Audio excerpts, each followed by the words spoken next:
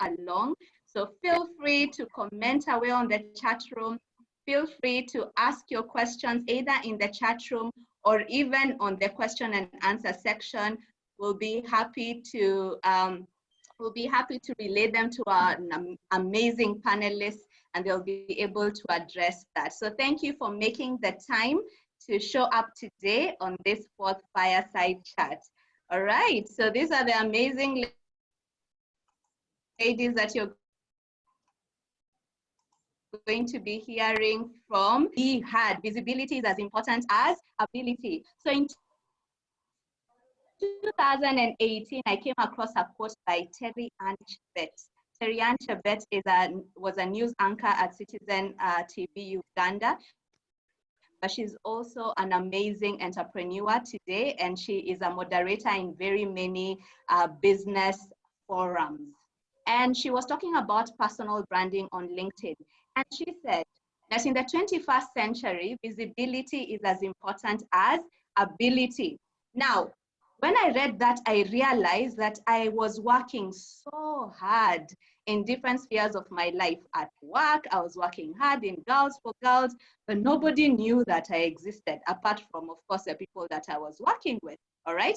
I was part of the team Invisibles, you know, the people who do the work, but they don't want to be seen. You know, you feel like, you know, you're too much, you are bragging if you talk about the things that you have done. And so all my life, I was taught, work hard and everything will fall in place. And unfortunately, I had worked so hard that things were really not falling in place. So then I came across Alia Mwenesi, and he says that if you're not seen, if you're not heard, you don't exist.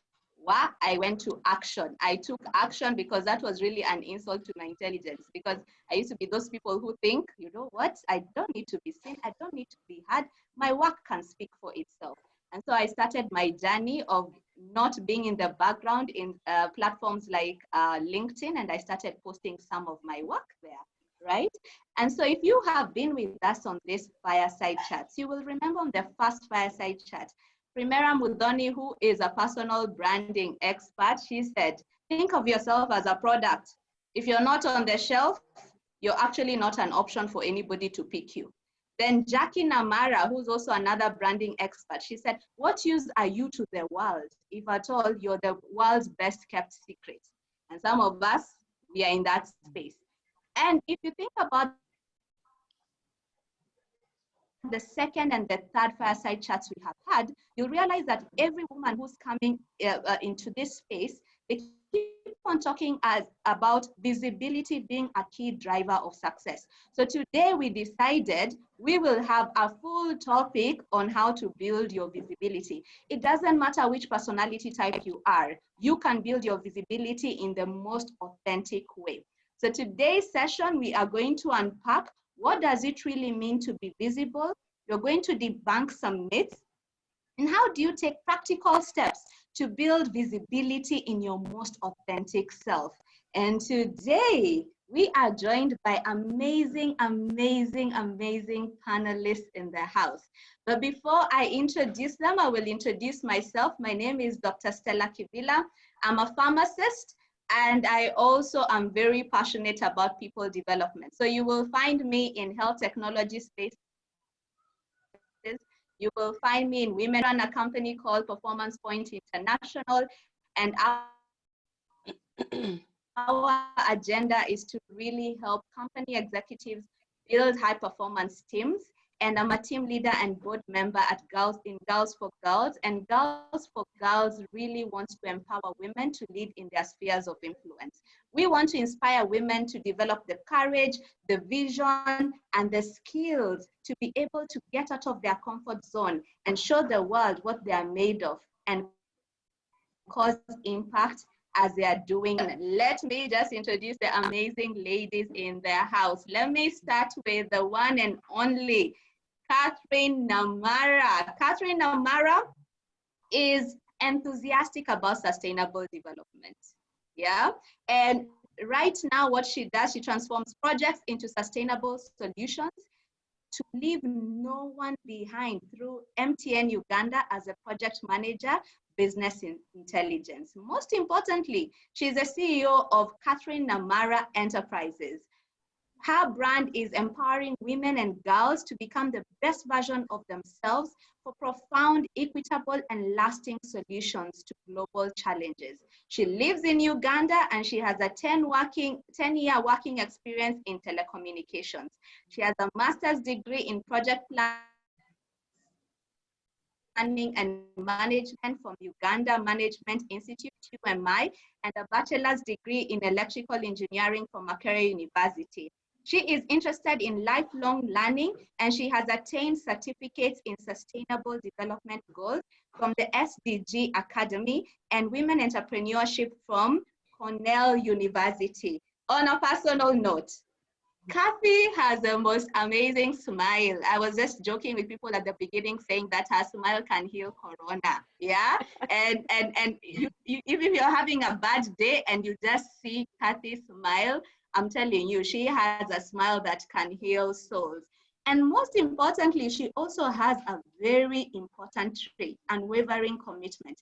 And she has been part and parcel of G4G STEM cohorts, and she came in as a mentee in STEM 1, and today she has led cohorts STEM Season 2, STEM Season 3, and today they are at STEM Season 4. Help me welcome Catherine Namara. Kathy, you're so welcome to this Fireside Chat today. Hi, everyone. Happy to be here. Wonderful, wonderful, wonderful. Kathy, you are amazing, amazing, amazing. Wow, the second lady is phenomenal. Now, the first time I saw her, I thought, wow, this is how you brand yourself. Damali Sally is known for her blonde hair, killer 6 inches heels, yeah, and of course, as you can see, she has a smile to die for, isn't it? So talk about people who don't blend in. They stand out wherever they go. So for me, I was struck by the fact that she's such an Afro optimist, and so you'll always find her in Ankara. So that is really her personal brand. But Damali Sally is an Afro optimist with a natural interest in business and supporting fellow women to thrive. She's a trade development expert with over 15 years of senior management experience. She started off in financial services in the city of London, working with one of the largest hedge funds in the world. Later, Damali transitioned her career into trade development after obtaining her MBA from Francis Grenoble École de Management, where she specialized in innovation and entrepreneurship management. Damali relocated back to Uganda in 2013 with the dreams of establishing a venture capital fund to support innovative young Ugandans with seed funding. She soon founded a venture capital firm, DSSL Management, in 2015. Damali is an accountant by training and is a fellow of the Associate of Chartered Certified Accountants, and she's an affiliate of the Institute of Public-Private Partnerships. Damali is a member of the Africa List. She loves nature, Ugandan coffee, books, photography, and she's an author and writer with a blog, damalisallyblogpost.com. And most recently, giving Oprah a run for her money. She founded the Ideation Corner. So find her on YouTube as Damali Sally under the Damali Sally Ideation Corner. She has been part of the G4G ICEA cohort as a mentor. Damali, you are so welcome. Wow, thank you. Thank you so much, Stella. Hi, everyone. I'm so glad to be here. Most welcome, Damali. Happy to have you. Wonderful. The first time I listened to this lady speak, she threw me off guard, and she said, you've got to learn how to be uncomfortable in the comfort zone. And I will repeat that again. You have to learn how to be uncomfortable in the comfort zone. Introducing the one and only Vanna. Mugema Turiagenda. Oh my goodness. She is our moderator today, and she is an innovation enthusiast, currently working in the development sector to promote strategic systems thinking and mainstreaming portfolio approaches to solving complex development challenges. She is very passionate about empowering young entrepreneurs and unlocking their tacit knowledge. Previously, she has worked 10 years in the telecommunications sector, driving rollout of 2G, 4G data technologies. Thank you so much, Bana, for making sure that we have internet. She holds a master's in business administration from University of Nicosia and a bachelor's degree in electrical engineering from Makerere University. She is interested in making impactful contribution in whatever roles she takes on, with excellence at the core of her delivery. Constant learning and growth are part and parcel of what she embodies. Uplifting other young women in STEM and beyond is something that she has a soft spot for. Vanna loves traveling, cooking, and spending time with family and friends, empowering people to be and giving the best version of themselves. That is what she considers leadership. And one thing about Vanna that really inspires me is that she has a resilience of an army at war. She doesn't stop until the job is done, until she gets her goals. She inspires me to have audacious faith, and she has been part of the G4G STEM cohort as a mentor. And today she joins us as a moderator of the day. I will hand over the program to Bana Mugema Turiagenda. Welcome, welcome, welcome. Thank you very much, Stella. You took so much time introducing us, and you didn't introduce yourself in the right space at the right amount of time. So thank you, Stella. I joined G4G, and the first time I met you, I was really inspired by you, and you spoke to everything that I believe in as a person. And the one thing that stuck with me was, as Stella, I show up always. And sometimes that's all that you need to do, show up. So thank you, all the ladies and gentlemen who have tuned in this afternoon. Thank you for giving us your time. Welcome to the 4th Fireside Chat of Girls for Girls, with the theme, visibility is as important as ability.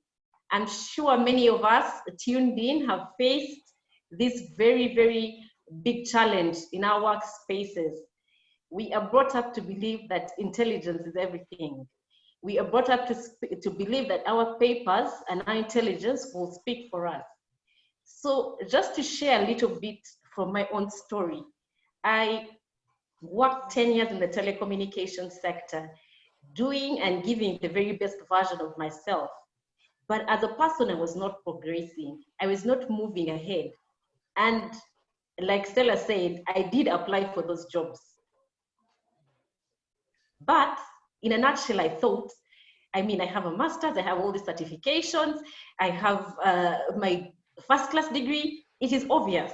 Sometimes you'd even apply for a job that is lower than your qualifications, but you never get the call back. And you sit and try to reflect. And then I met this amazing friend of mine who were having, you know, a normal drink, a normal coffee. And I was just pouring out my heart to her, and I said, you know, I have done everything under the sun. I literally apply for jobs. I even have folders, such that when they call me, I'm like, okay, which one was that? Which month? What were the qualifications they were looking for? And she said something that struck me.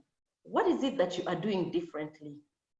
When you apply for your jobs, what is it that you are doing differently? And I asked her, what do you mean? She said, do you even take the initiative to call the human resource and ask, hi, this is Benna. I submitted my application. Did you receive it? I said, no, that is infringing on the whole process. Doesn't it lose their integrity?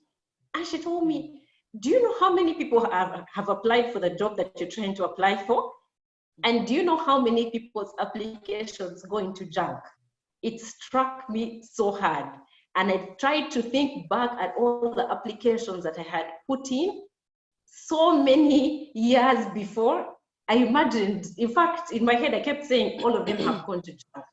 So many of us fall in that category of people who have been brought up not to be so outspoken, not to speak about our skills and talents. And as Stella said, what good is it to the world if you're the world's best secret?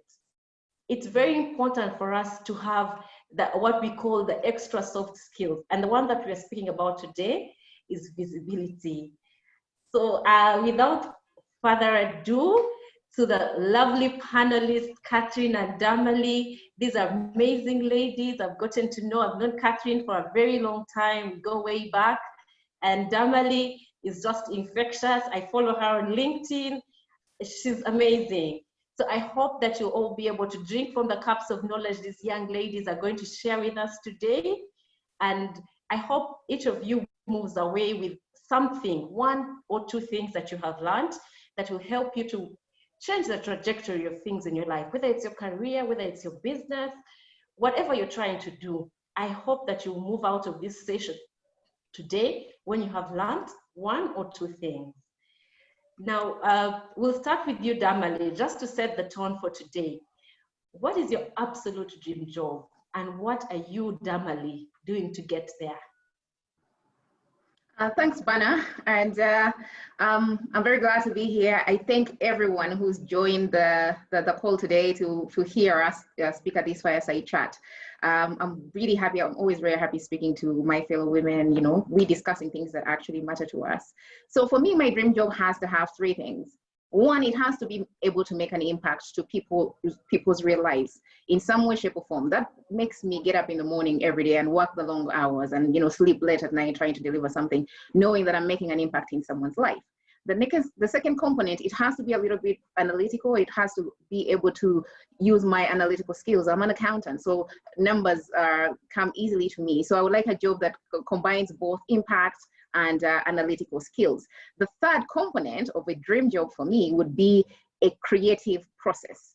I love new ideas and new things and new concepts. I don't know, it excites me. I get bored very easily. So a job that allows me to either engage with people who conceptualize ideas and develop them, you know, would be great. Now, those three components, you know, i.e. impact, analysis, creative process, may not be a dream job that actually exists.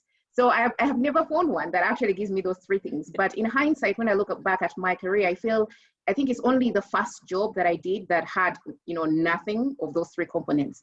The other three roles that I've been in, even my current role, I have both impact and analysis, but none of them has actually allowed me to have the third part, which is the creative process. And so I think recently I finally, you know, after a long time in my career, I decided to make the third part, the third component, the creative process, my hobby, so which is what I do. And that's when I created this Damali Sally Ideation Corner. So in some way, you could say that right now at this moment, maybe I have my dream job, but in just two different aspects, the current day job and then my hobby that I do. Thank you. Thank you very much, Damali. So even without the dream job, you have figured out a way to find your creative side in another space. Catherine, what is your dream job and what are you doing to get there? Thank you so much, Bena. Thank you so much, Stella, for the kind introduction. My absolute dream job is to lead the delivery of sustainable solutions. Why is this my dream job? It's because I have been part of projects that do not meet people's needs, or they are delivered at a time when people no longer need the, need the products. I was so saddened when I heard that there were millions of dollars that was spent on a project making water wells in a part of this country. And it was to reduce the long distances that women were walking. But when they were delivered, there was a ceremony for opening, and that was the last time that those water wells were used. The women still enjoyed the long walks to the former places where they used to draw the water from. And when a reporter went to ask them, he asked, why? Because we thought this would make your life easier. And they were like, no, what we wanted were shoes to help us with the long walks. Because when we walk, we're able to interact from the long day of house chores. we're able to work together in groups, interact, share ideas. And so that got me thinking, how many of such projects exist? A lot of resources are wasted into things that do not really make sense to certain people that they're meant to help. So for me, in that regard, I want sustainable solutions. And secondly, in sustainable development, like Stella introduced me, I'm so enthusiastic about it, but particularly sustainable development goal number 5, gender equality, empowering women and girls. Because if we put these people at the center of economies, there's going to be fundamental change, because they do things with passion. They do things, they think the whole 360 degrees about the solutions that they need for their communities.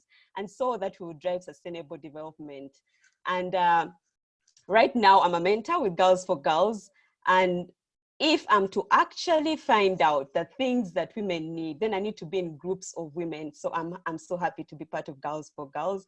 The different women we interact with, people from diverse backgrounds. It's amazing the ideas that people have. It doesn't matter whether they're from arts or sciences, they have amazing ideas. So I love to be part of such a group of people. And then I love reading. I love knowing new things. I love trying out new things. Like Damali said, that creativity that keeps us waking up every day in the morning. And this I cannot negate from continuous lifelong learning, really. And honestly speaking, I think there is no better way to help me get to those different corners of the world without networks. And so I'm deliberate about the people I'm accepting into my room. In Girls for Girls, we have that statement of who's in your room, watch the people in your room. So I'm deliberate about that. I'm connecting with on LinkedIn. I'm deliberate about the people I meet, and I actually follow them up, because I know going to lead, at least it's a connection to the next person who will lead me somewhere that will help me get into sustainable development. Thank you so much. Thank you very much, Catherine and Damali. Impact. Who is in your room? Do we often ask ourselves that question? Are they working for you, or they're working against you? Now, when we speak about visibility, what are the things that you think about? What does it mean to be visible? Most of the time we think, especially as women and women in science, it's a very interesting selection for this panel, because they're quite, all of us, I think, are women in science. We always have self-defeating habits. You're more comfortable behind your computer screen, behind your lab coat, in your laboratory, or with your patients, or in your pharmacy. So what are the self-defeating habits that we have that prevent us from being very visible? When you reflect on your career, and this goes out to you, Damali, when you reflect on your career to date, what are some of the self-defeating habits that you have engaged in that you feel prevented you from going on the right trajectory or progressing in your career the way you would have loved to? And when you look back, you think, if I had done this a little bit differently, then maybe I would have progressed the way I feel the rest of my peers are progressing, or even better. Yeah. Thanks, Bana. Actually, that is a very, very important question, because I feel in hindsight, and it's a long time in my career, because I've had a long career, and it took me a long time. It's very recent that I'm realizing a lot of these self-defeating aspects that I used to do to myself without knowledge of being conscious about them. The first one is expecting my work to speak for myself. So I think it's the biggest myth in the world that your work will speak for itself. It never does. It doesn't have a mouth. You have to speak for it. So if you definitely have to do your work, and you have to speak for your work. Do not expect someone else to speak for your work. And if they do, be very grateful, but it is your #1 job to be your own cheerleader. Otherwise, if you don't, who will? And if you don't do it, it will definitely frustrate you and just keep complaining. But you have to be your #1 cheerleader and speak for your own work. So, and I usually, for me personally, I would wait for the year-end performance assessment, write down pages and pages and pages of my achievements. And then I'll submit it to my boss, but it's one person who is seeing it, and he probably already knows that you're working, but he's not the only decision maker in your company. So, but he's the only one who gets to see your performance assessment because you waited for the year-end performance assessment to write it down. You're still not speaking for it, you're just writing it down. And so why are we doing that? That's self-defeating because you've actually delivered a lot. If you think about the things you deliver in 1 month, you forget them in fact. And you wait for the year end, and then they seem insignificant when you're consolidating the whole year in just one performance assessment. So in a way that kept frustrating me because I felt like I am not, you know, being recognized for all the work that I do. So you basically, if you can't speak for your own work, no one will. And your work is kind of like oxygen for your career. So it is up to you to breathe in and breathe out. The breathing in is doing the work. The breathing out is speaking for your work. If you only breathe in and you just continuously do your job, then you're not breathing out. No one will. It will just be forgotten. And how can you blame any people anyway if they forget it? They have their own, you know, deliverables to remember. So I think for me that has been it's something that it's an eye opener for me, and it's very recent. And so if I had known it 10 years ago, I believe I would have been so far. The other thing is being I am an overachiever. Sometimes I work really, really hard, and I like to deliver, you know, like if I have a report to write and the deadline is next week, Friday, I want it done by Wednesday. And then I want it to be perfect. I'm always trying to perfect stuff. So when I do the deliverable in half the time that I am required to do it in, I expect people to appreciate that. And then people probably don't know all the mental leaps that you went through to actually deliver this report in half the time. And then after completing it, I'll just run to the next thing to complete, the next challenge. And I'll just jump from one challenge to the next. And I would never find time to actually talk about how much I put in to deliver this report in half the time I was required to deliver it. Now you'll find yourself that sometimes maybe you're on the same team, and you know that person next to you actually delivers half the goals that you deliver.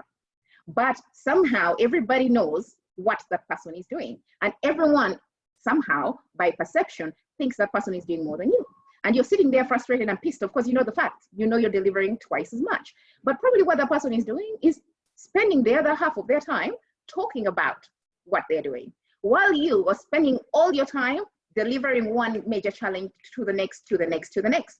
So I feel that we need to start, if I could, at least, if I could have blown my own trumpet, been a miracle worker, deliver those results, but then talk about them. Several times I know that I've attended meetings where, we have usually companies have these weekly meetings where you go and talk about, okay, what are you delivering this week?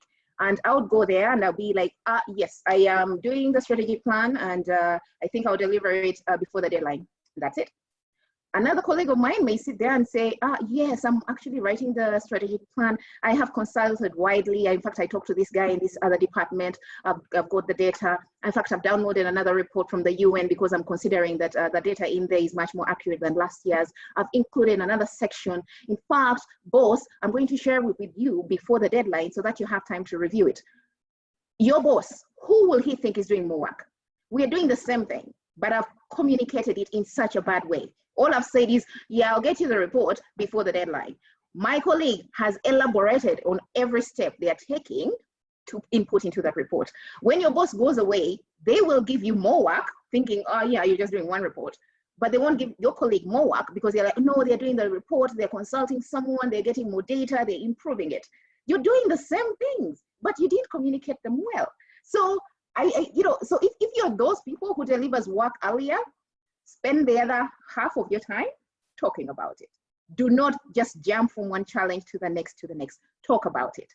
And then I think the other major self-defeating component I have is underestimating the importance of networks. Most people don't know this. Those people who are close to me know this. I am a very, very serious introvert. I struggle with small talk. I struggle talking to people I don't know. I struggle to attend meetings where I don't know anyone. So I enjoy my company too much. I never feel lonely when I'm alone.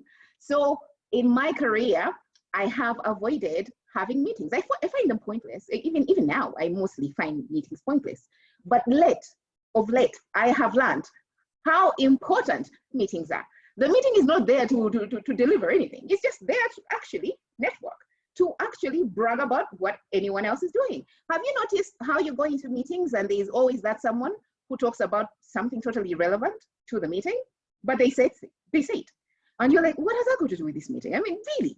But they are visible. They are talking about whatever it is they're doing. The other people in the meeting are remembering them. They're not remembering you because you're focused on the deliverable. You're focused on the outcome. Several times, actually, I would even avoid, if I have a major deadline and there is a meeting, I would avoid going to the meeting because I'm like, the deadline is way more important than the meeting. What I should have been doing is actually go to the meeting, talk about this important deadline that I'm working on so that everyone gets to know that I'm working on this important deadline. So meetings are not pointless. Go to them. The point of the meeting is actually to network, to talk about your work, to talk about what you're doing, to speak for your work. That's the point of meetings. It's not always to get a major outcome. That's why usually people are frustrated when they're like, this is a pointless 2-hour meeting, but sit in there, make use of it. Talk about what you're doing, talk about who you're engaging with, talk about, that's how you talk about your work in a certain way. So, and then also if you've delivered that, if I was smart enough and I had delivered the work in half the time, I should have spent the other half of the time strategizing on how I am going to communicate my deliverable. Sometimes you get emails in your inbox, and it is an opportunity for you to actually talk about the report you're writing, but you don't. So if I had time to think about it, I would have strategized on how to, in a subtle way, talk about the work I'm doing. So you get an email from someone, they have copied in everyone in top management, and you can just send a line back and say, actually, I'm currently writing the strategic plan, and I think that point is quite important. I'm going to integrate it. The entire senior management now knows you're working on the strategic plan. Before, I would just read these emails and then I move on. It has nothing to do with me. Then also, when you're sharing a report you've written, make sure in the body of the email, you highlight the key things. One, it makes the person you're sending it to want to read it, but it also tells the person you're sending it to that you've done a lot of work. It's a subtle way to talk about your work. Don't just send a report and say, yeah, please see attached. No, send the report. If it's a monthly report that you prepare always, send the report with dear XYZ, please find attached this monthly report. I had to include this section because it was missing last year, or last month, but I think it's quite important. In addition, I've added some data that I also engaged this department, And so when the person reads the body, it's like, whoa, Damali did work. On the other hand, Damali could just say, hi, please see attached. They don't know. I mean, they don't know the leaps I went through to actually deliver it. And it's not their fault. I didn't talk about it. I need to talk about it. Why should I expect them to jump into my head and figure out that I actually spent half the night trying to get this data? So I feel like we need to do that and learn how to network and then build relationships, because networking is so critical to someone's success. No one ever succeeds in isolation. So if I had figured these things out 10 years ago, I can guarantee you my career would totally be on a different level. I have just figured them out quite late. I hope someone young is on this line and is able to take them through so that they don't have to go through this ridiculous experience that I've been through. Thank you. Thank you very much, Damali. I was just peeping through the chat and I can see so many people who resonate with you, especially myself. The thing of hating meetings, I totally agree with you. I hated meetings and I felt like my work should speak for itself. The whole world should know that I was very instrumental in making sure that the Airtel network is running and it's very good. Recently when I left and in the lockdown, I kept telling people are saying MTN network is bad and Airtel network is good. They should cut me a check. But who knew? Nobody knew. I wasn't visible enough and I didn't make myself visible. So thank you very much. And the good thing is that you realize that. So you had a light bulb moment. That moment that made you realize what you were doing wasn't doing you any favors. And it would be very nice to share with us today. I will start with Catherine. Share with us that moment that made you realize that I need to change the trajectory of things right now. First of all, share with us what caused it, what caused that moment, and how did you go about it, and where did you draw courage from to start on this journey to self-promoting yourself, being very, very, very, very deliberate about self-promoting yourself? And lastly, could you also share what changes you've observed after going on this journey to self-promotion? We'll start with you, Catherine, then Damali. Thank you so much, Bena. I've really enjoyed listening to Damali, and her story resonates with mine so much. After 5 years into the job, 3 of my colleagues were promoted and I wasn't. But, you know, I thought that, okay, my turn is coming up soon. And 2 years passed and the promotion never came. I never asked. Work went on as usual. I was delivering, in fact, 100% more than the people who are promoted, in my view. And then something happened. We were outsourced. Now, at the point of outsourcing, we had rumors that there was this list of exceptional employees who were being considered to stay in the parent company, but I was not on that list. And so I started to think, okay, now, how did these people get onto that list? And so the discomfort started. And I remember reaching out to Bena and I told her it's quite unfair. We really worked hard in school, again, the academic mentality. We worked hard in school and we worked so hard. I remember there were Christmas days when Ben and I would be working. She would be in Airtel, I'd be at MTN, working hard. And how is it possible that no one knows that we've fixed these networks? We've worked our heads off. And she said one thing. She said, I've been through 2 outsourcing regimes and things are going downhill from there on. So Kathy advised that we do something about it. And so because of our intelligence and our academic, you know, the thought of, okay, let's add on more academic qualifications. And so we enrolled for school. And we started on that journey of school, again, in the hope that, okay, maybe if I'm missed on this list, it could be because I don't have my master's. And if I get a first class in a master's, maybe someone would look for me. Maybe someone would want to keep me. And that never happened. So we get into this company and it's really to fly on your own. No one looked out for us. It was firing at anyone's, you know, will.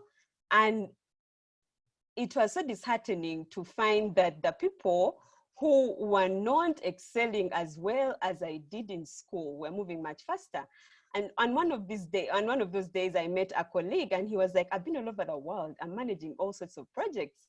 And I remember I got so many retexts. How is it possible that you, who are first-class students, are not moving anywhere in the career?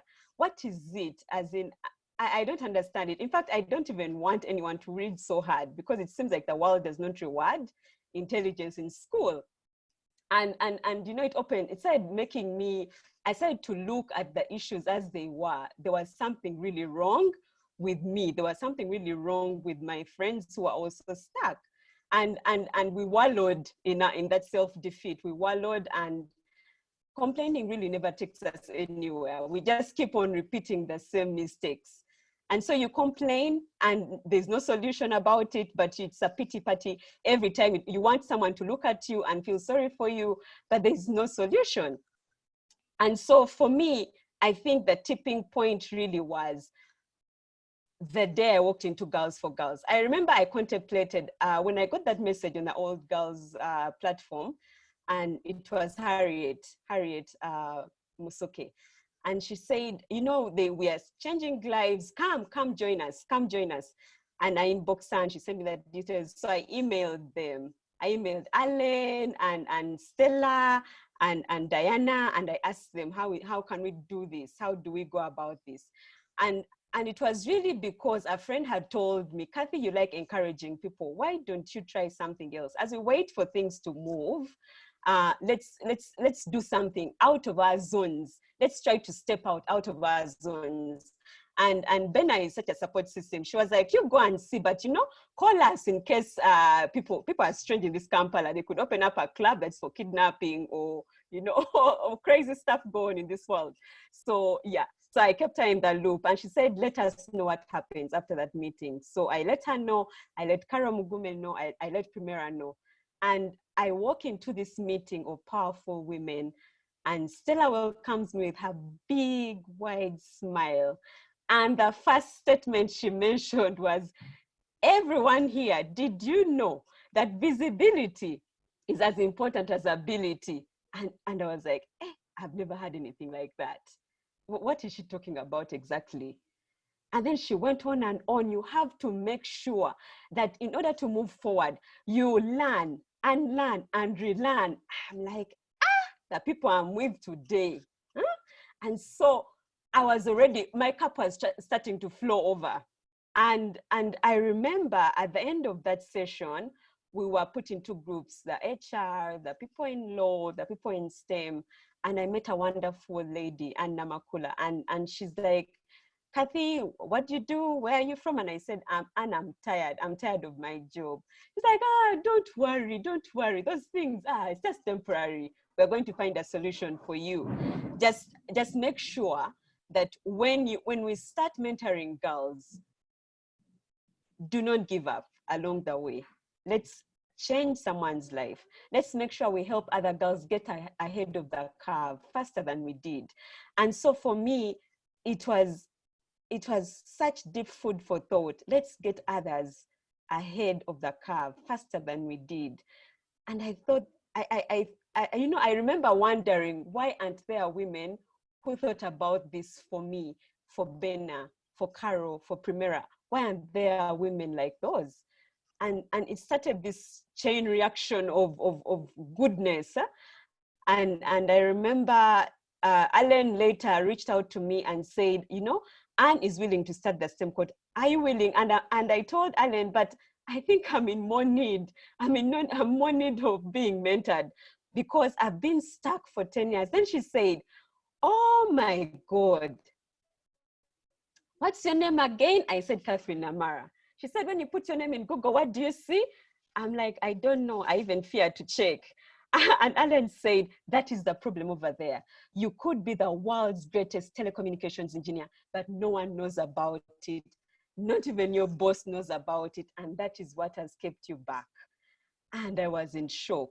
She gave it to me the way it was. That was the fact. No one knew except the people I was hanging out with. And so we started this STEM cohort. And for me, it was a shift for someone to say that, Kathy, it is okay. You have been stuck for 10 years, but that is not the end of the story. And that is what these women in Girls for Girls do for others. They make you see that that is in fact the starting point for the rest of your grand life.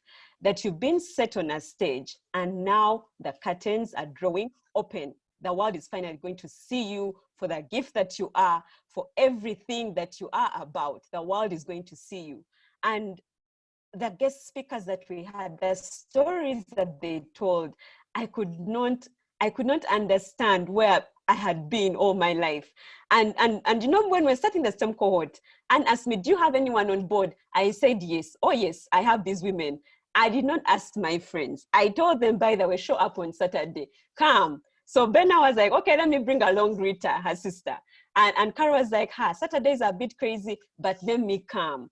And that is what it means for friends to support your dream.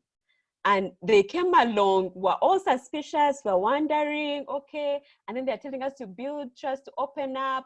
And yet that there was the secret, to open up, to be vulnerable enough to tell someone that I need help. And I think that is the story of so many of the scientists. We are brought up to think that we are so brilliant. The moment I know 1 + 1 = 2, then how can I let anyone know that I don't know 1 + 1 = 2? I cannot let anyone know. And so for me, that was the tipping point. I just poured out my heart. I said, I am tired, I am stuck. And it's amazing that everyone wants to help, but they don't know that you need help unless you tell them. You have to speak out. No one is going to speak for you. No one is going to speak on your behalf. You've got to speak out. There's so much help available out there. But if we are stuck in our corners, we do not know how to get that help. We don't want to ask how to get that help. We shall never move. We shall not be moved at all. And the truth of the matter is, we are not stuck because we are inadequate. No, we are not stuck because it's the fear. The fear of how am I going to tell Bena that I feel stuck? Yet on the outside, I'm the engineer everyone knows. How am I? How am I going to tell her? And we have to be trusting enough that, you know, I'm tired of this situation, but I trust that you're going to hold my hand and we're going to get to the end of this. We're going to get a solution. And I think that's the point really about empowering women and girls. We need to teach them that it's okay to need help. It's okay to ask for support.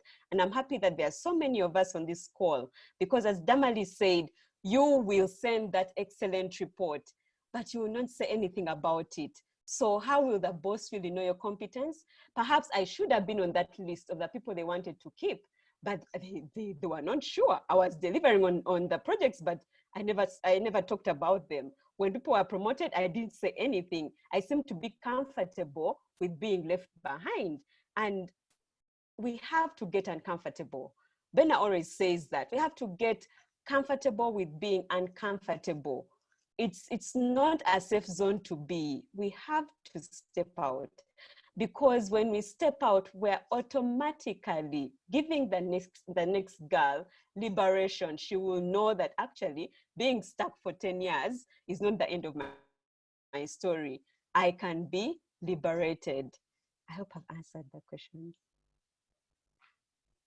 Thank you, Catherine. We feel like we could listen to you for a very long time. I listened to your story and it's like I'm listening it for the first time, and yet I kept hearing my name featuring like I was a part of that story. So thank you very much. Over to you, Damali. What was your light bulb moment? What was that moment that made you say, no, things cannot go on the way they are. I can't do this anymore. And what are the things? What are the things that you have realized after changing on and going on this journey to self-promote yourself, to being more visible, and making sure that people are aware about your skills and talents? Thanks, Bana. I think mine is also a little bit connected to what Catherine's is. I remember, and for me, my moments, there were moments that happened and I didn't realize at that time that they're actually moments. It's after, in hindsight, that I look back, that's when I'm making the connections. But I think keenly, it started in March 2019. Before March, for a whole year, I had been temporarily promoted in my company to a higher position. It was a temporary promotion. It's from the get-go, it was very clear it's a temporary position. I knew that. But I was so excited. I was doing so much stuff, I was being challenged, doing new things. I was, happy. And then come March, the promotion was over. It was a temporary position, so there was no misunderstanding around that. I had to go back to my old position. And in March, when I went back to my old position, it hit me that, oh my goodness, I may have hit a marble ceiling. Where am I going? It's not my company's fault. Those are the positions that are in the company. There's just, nowhere for you to go. But in my mind, I feel like, okay, I've done this, my role, for a couple of years. And, I could do the next role, clearly. I've been doing that for a whole year. And there's nowhere for me to go. So I was a bit upset. And so in around April, I was having my little pity party every day, being upset. I've hit a marble ceiling. I have nowhere to go. I'm still young and vibrant. And I still have, I feel like I have years ahead of me. What am I going to do? And, just upset. So, and that was around April. And prior to that, like since January to March, April, Alan had been calling me. I worked with Alan Asimwe for a very long time, Sunshine. But prior to then, from January, Alan had been calling me, January 2019, Alan had been calling me and saying, Damali, you have to join the G4G mentorship. And I always told her, you know what, I'm so busy, I'm in this temporary promotion, I'm doing so much work, I don't have the time. Plus, also, what do I have to give? Me being a mentor, what do I know? Who am I going to be mentoring? But she kept at it. She would regularly get in touch and say, you have to be. So she got me in April in the middle of my pity party saying, I've hit a marble ceiling, I'm unhappy. She calls me and she's like, Damali, you need to join a mentorship cohort in G4G. And now I didn't have the excuse of I'm so busy. And I was down, and usually when I'm unhappy and I help someone else, it makes me feel better. I still didn't believe her that I had, something to mentor someone about. But I was like, you know what, fine, I'll join a mentorship program. So I started at the G4G ICA cohort in May. And it's at that cohort, in the very first session, we were talking about finding your purpose. So finding your purpose, you're basically not your job. And for a very long time, in fact, my entire life, I had defined myself as my job. I was literally my job description. I was my job title. When someone asked me, Damali, I would tell you about what I do. I would not tell you who I am. Like that was just me.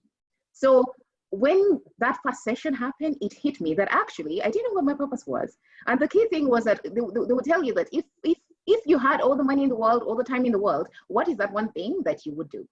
So I left that first session on a mission saying I need to find my purpose. I should not be about my job. Actually, if I wasn't about my job, I would not be this unhappy, right now, because I would be about so many different things, not just about the job.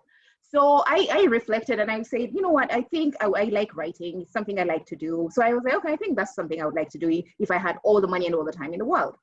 So, and I thought I had figured that out. And I was like, okay, yeah, I'll go around and try to do that.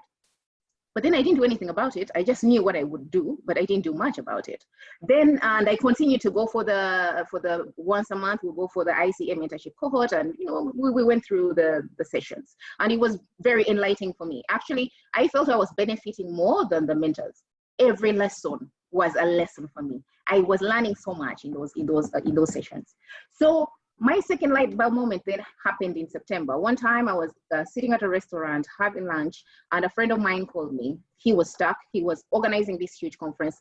He had a panel on which the one woman who he had thought would sit on it, the lady had just canceled on him. So he called me and he was like, Damali, I need a lady who can talk about this topic confidently in just a few days. I'm having this panel session. Can you help me with this? I don't know why he thought I knew a lot of women. I don't. I have very few friends. But he gets off, he was so sure I can help him. So he gets off the phone and I'm stuck and I'm like, wait a minute, I can call Stella. I had met Stella on 5 occasions at the ICA cohort.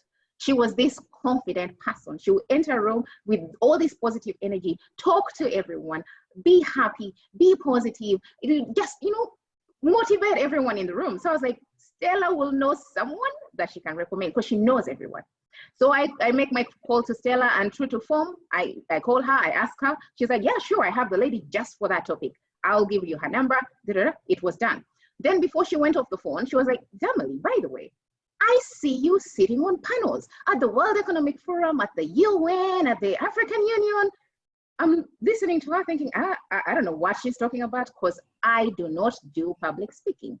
Now, the reason why I don't do public speaking is I speak so fast. So I feel like people can't follow what I'm saying. And then when I slow down, I forget what I was saying. So I look like an idiot. So for a very long time, I knew I don't do public speaking. Besides, I was an accountant. I do, 2 + 2 is 4.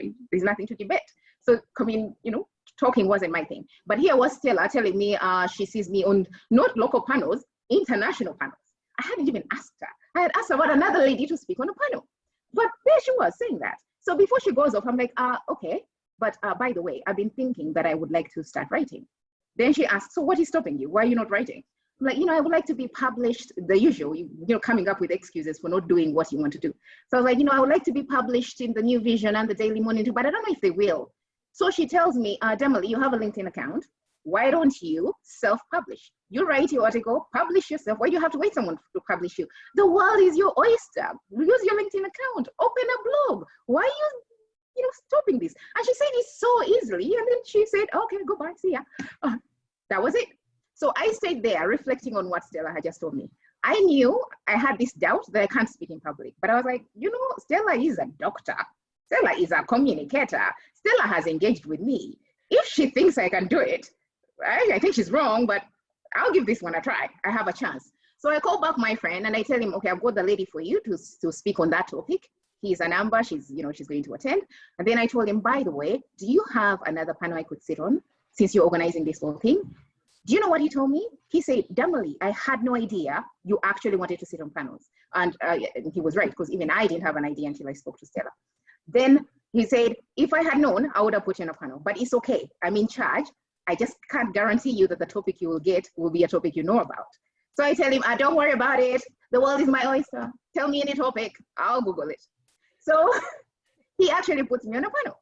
Then I go away and I take Stella's advice. I wrote my first article actually, and I posted it on LinkedIn. I dedicated it to Stella. The topic is trade and innovation. And that was my first article. Strangely enough, when enough people saw my article, they started calling me, and now I'm being published in the Daily Monitor and the New Vision. But had I not taken that step, which Stella told me, self-publish, who would know about me? I would have it in my head, I want to publish, but no one is going to publish me. Who would know? But until I wrote that first article, he started opening up the next doors. Then when I went for that panel discussion, I tried not to tell my family that I'm going for a discussion because I didn't want to embarrass them. But what turned out that the panel discussion was beamed on TV. So I had nowhere to hide. and after that, I took some pictures and I posted them on LinkedIn because, you know, I was following the world is your oyster. You have to talk about the things you do. So I posted 8 pictures of this massive conference on LinkedIn. And all I said was like, wow, it was great to attend this panel, end of story. About an hour later, after I had posted that, Alan came into that post and she commented. She's like, Damali, excellent. Can you please give us, you know, the key highlights of the conference? So I look at her comment, I'm like, she wants the key highlights? Okay. Then I think about it. Luckily, LinkedIn allows you to actually edit. So I go and edit it and add the key highlights of the conference. So instead of just saying, I attended a panel, here, 8 pictures, I attended a panel discussion, these were the key highlights, this is what was discussed, and you will not believe how many people came back to ask more questions. Had Alan not asked me to talk, I mean, there was, I attended a panel, I was not saying anything about it. So Alan saw that as a, like, why would you attend this massive thing, this interesting topic, and you're not saying anything about it? How will people know what is in your head? So when I wrote, people started engaging. They started asking more questions about the post I had said. I noticed the good thing about LinkedIn is, and you definitely should use it, is that it allows you to see who, or at least the geographical location of who was engaging with your post. And in fact, there were people from Geneva, the UK, the US, you know, India. I'm like, who are all these people watching this thing? I don't know. And it has like 6,000 views and, you know, people were liking it. But before Alan asked me to elaborate, there was barely any activity on that tweet, on that post, nothing. So that has taught, guys, if you post anything on LinkedIn, please say something, write a paragraph about it.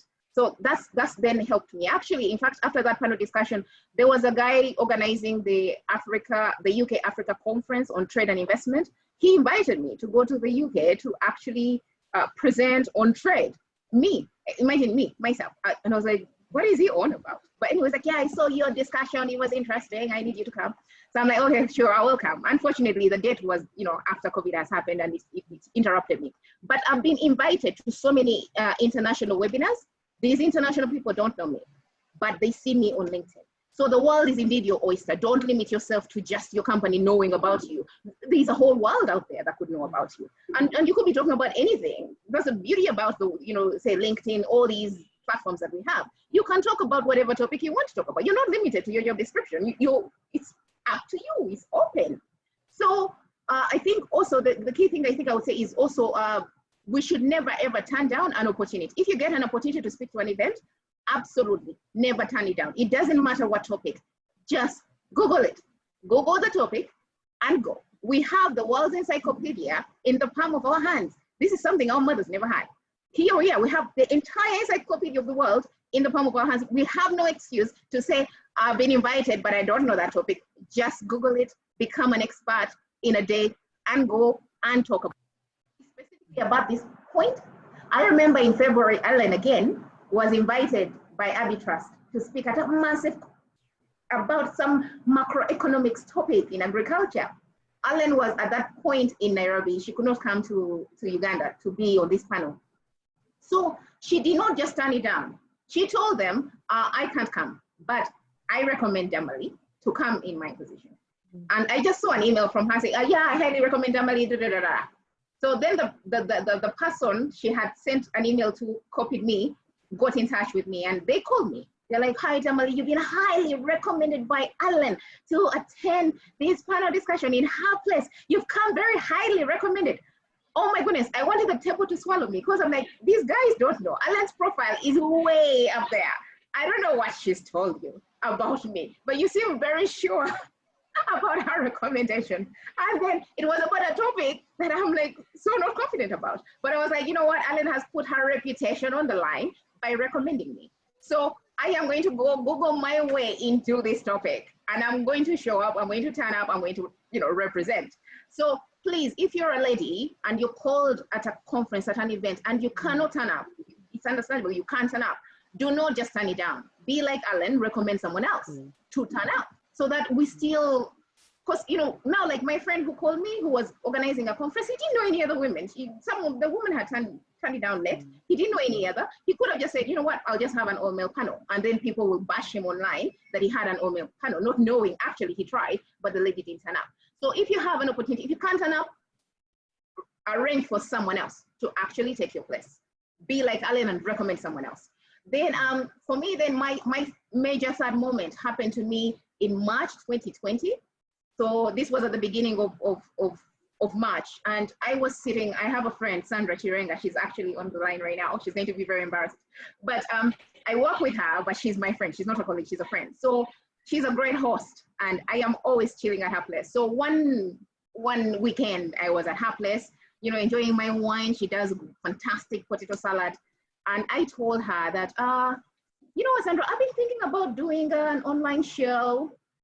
And she's like, what? Damali, that is fantastic. You will be excellent. When is the first episode? And I said, Sandra, I'm just thinking about this. And she's like, yeah, so what is stopping you? And then I'm like, well, I need production. I need venue. So she was like, okay, so when are you getting it? So I said, well, production, I think I have a friend who can do production for me. That's easy. I think the venue is the issue. So then she asked me, so which venue are you looking at? So I told her I want the venue X because it's near us, it's near me, it's easy to get to, it's between work and home. So that's the venue I want.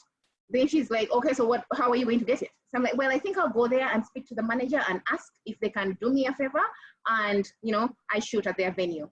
Sandra, knowing me, she knows me, I'm her friend, she knows me. She knows the things Damali can do in a minute like that. She knows the things Damali struggles with. Now, when I was telling her this line that I'll go to the venue, go speak to a manager I don't know, ask for a favor, immediately she knew Damali will not do this. She'll talk about it. She'll get every excuse for months not to do it. So, because she knows I just don't like talking to strangers. I struggle with it. So she was like, Damali, how about this other venue? Would you like to do a show at another venue that looks like that? So I'm like, yeah, by the way, that venue is very pretty. It's very green. I hadn't thought about it, but that's a really nice venue as well.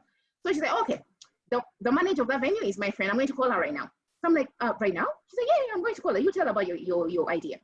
So in my head, I'm like, I should not have told Sandra. Why is she pushing me? I don't want to talk to any strangers right now. She dials, put her on speakerphone, and she's like, hi, I have my friend Emily here. She wants to shoot a show. She's thinking of your venue. Let her tell you about it. She put me there to just talk about it. So I tell her, and then the lady, when I'm done, she's like, okay, Emily, just put whatever you told me in writing. Tell me which days you want to shoot. Tell me how many people will be. I'll send you my one of my people that you'll be working with, and that's it. I look forward to seeing you. That was it, done. In 10 minutes of me telling Sandra I am thinking, I stopped thinking to acting because Sandra pushed me. She just wouldn't let me sit there and continue to think. And she made sure that the thing I was telling her I'm going to do, that she knows for a fact I will not do. And then I will start using it as an excuse for not doing my show. She took care of it. She just dealt with it. So for me, the key points I think is we always talk about in Girls for Girls, we talk about this whole thing, be your sister's keeper. And you should definitely be your sister's keeper in the bad times, but we always think about it in the bad times. Do not only be there when your sister is crying, be there when your sister is also okay. Because we cry maybe about 10 to 20% of the time of our life. And then the other 80%, things are kind of okay. So you're with your sister for the other 80% of the time. Push your sister in those good times for her to achieve her dreams and her goals. Be the Sandra, push her, be the cheerleader and force her to actually achieve her goals. So that when she comes up with an excuse, an obstacle, you move the obstacle out of the way to get her there. So we should be our sister's keeper, both in the bad times, definitely, but in the good times, we should be there to make sure that our sisters achieve their goals. And if they start creating excuses, you make sure they don't get away with those excuses. If you know they have a weakness and you know it, please step in and deal with it. Become the Sandra and help them and force them to actually achieve their dreams. Then if you can see someone, a lady with the potential, most times we don't know our potential. I literally had no clue that I can speak on panels. I didn't ask Stella, I didn't call her to ask her, hi Stella, what do you think is my potential? No, Stella had made me 5 times. She saw this potential in me. When I called her, the first time she had an opportunity to speak to me, she told me what she thought I could do. What she told me, I've never thought of doing it. Because like I said, I've never thought I'm a good public speaker. I still don't. I still, as you can see, I speak very fast. But I was like, if she can't believe in me, Stella, the doctor, the articulate person, the communicator, the positive person, if she can't believe in me, I think I'm gonna give it a try. So please be that person, be the Stella who always, when you see someone with potential, even if she doesn't, just tell her, be nice and just say good things about someone. If you see someone and you think they're a great communicator, tell them. If you think they're a great writer, tell them. If you think they have this soft skill, tell them. It doesn't hurt you, it doesn't take anything away from you. But what you may be doing the thing that Stella did for me, i.e. tell me about a potential I have that I had no clue about. Then also never give up on your sisters. Ellen stuck with me. I mean, she would call me several times, ask me to be a mentor, and I would refuse because I didn't believe I had anything to give. She never gave up. She continuously, she was at me. She never gave up. How many times I said no, she never gave up until she called me in a moment where I had little excuse. No choice. And I was like, okay, let me go. But she never gave up on me. So if you do have an opportunity to, insist on something, do it. And then remember always, wherever you are, to open up opportunities for other women. Do not be happy about being the only woman at the table. And if you are, make it your job. Let it become your job to ensure that it does not stay that way. And we also need to learn to ask. Had I not asked my friend who was organizing this whole conference, he would never know that I actually wanted to be on a panel. I had to ask. So we should stop, Catherine was also talking about it. We should stop expecting people to do stuff. We should stop wishing that people do stuff. We should stop hoping that things will happen. We should start asking. We should start taking action. We should start turning up, actually. So we should be about that action every day, every week, every month to get our goals done. We have to do the stuff. So if we wish to be promoted, then we need to do things. We need to ask, we need to promote ourselves, we need to talk about it, we need to engage it. Just one final thought from me. I know I've taken so long talking about so many things, but one final thought for me is that I've become much more conscious about how much time I waste mindlessly scrolling through on the internet. When I started the Ideation Corner, I've spoken to 3 people so far. The first one was Innocent Kawoya, and he's the founder of High People. And he taught himself everything about programming off the internet, taught himself. He now founded a company. He's working after teaching himself. That's what he used the internet for. The second person I spoke to is a lady called Valentine Masicha. She's the co-founder of Mindset Coders, which is a company that teaches children how to code. She taught herself how to code off the internet. She never went to school for it. She taught herself off the internet. She taught herself how to market. She taught herself how to brand. She even taught herself how to teach off the internet. The third one that I'm going to talk about, just the 5th episode that I recently loaded, that was with Sharon Tumusima. I think she spoke to us on the last Fireside chat. Sharon is a co-founder of Palette, which is a furniture company. She started off by wanting to do a certain furniture piece for her daughter. She went on YouTube and looked at a video on how to. Then she went to the carpenter and showed him the video and told him, this is how to do the thing I want you to do. And from that, she's built a company out of that. Can you see that with all these people, they've used the same internet that I have access to, you have access to, but to do stuff. While I don't know if you're like me, I am always mindlessly scrolling through. So we really need to use the internet to better ourselves, to improve ourselves. These people have the same internet that we do. They have the same 24 hours that we do. But where am I spending my time? I'm spending my time scrolling through Twitter, looking at pretty pictures of dresses, looking at hairstyles. And that's okay. You can do that. just balance it with making sure that you also consume some stuff that improves your knowledge, improves you, and also takes you to the next level, makes you achieve that goal, your purpose, whatever it is. Educate yourself on the internet, because I've talked to 3 people who all they did literally was get stuff off the internet, the same internet that I have access to. Thank you.